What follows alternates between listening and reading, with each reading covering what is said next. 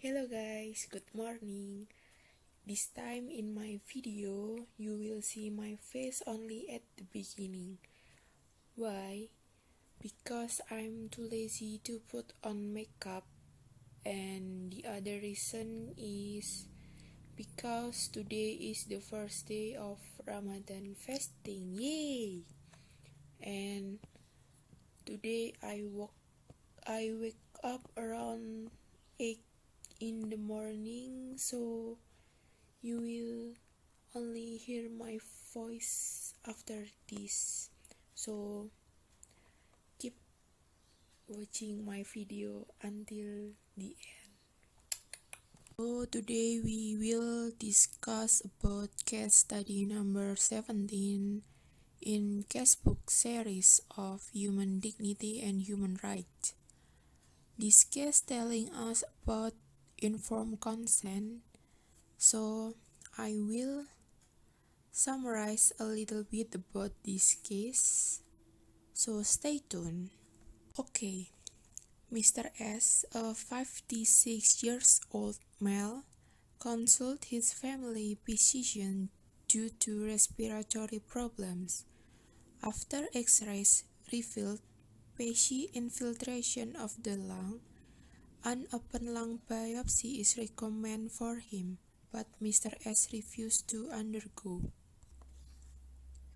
After Mr. S' condition further deteriorated, he was referred to Dr. D, an internist specializing in respiratory disease. Dr. D then suggests an alternative procedure known as a terabin lung biopsy.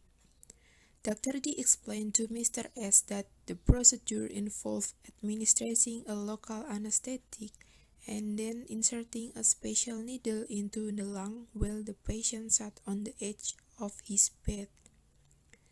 He also told the patient the needle would be attached to a drill.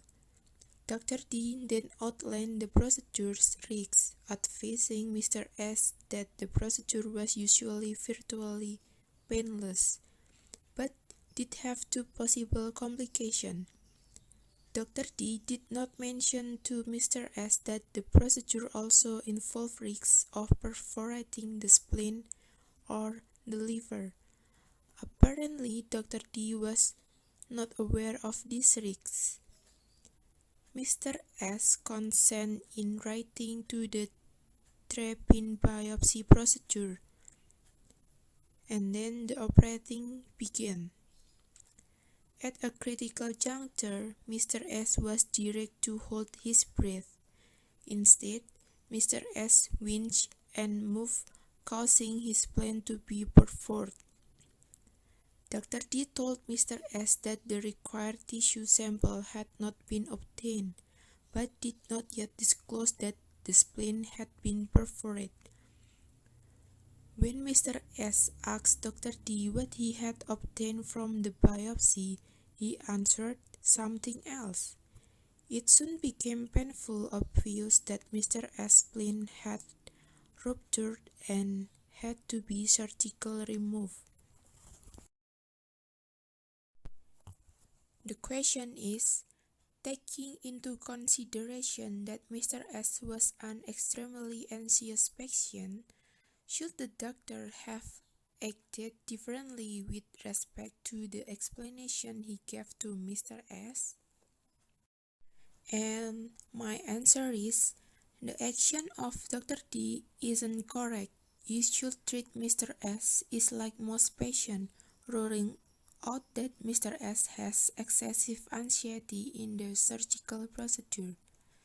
In providing an explanation on informed consent must be given in full and details about everything related to medical action that will be performed to patient or families by doctor who will take action.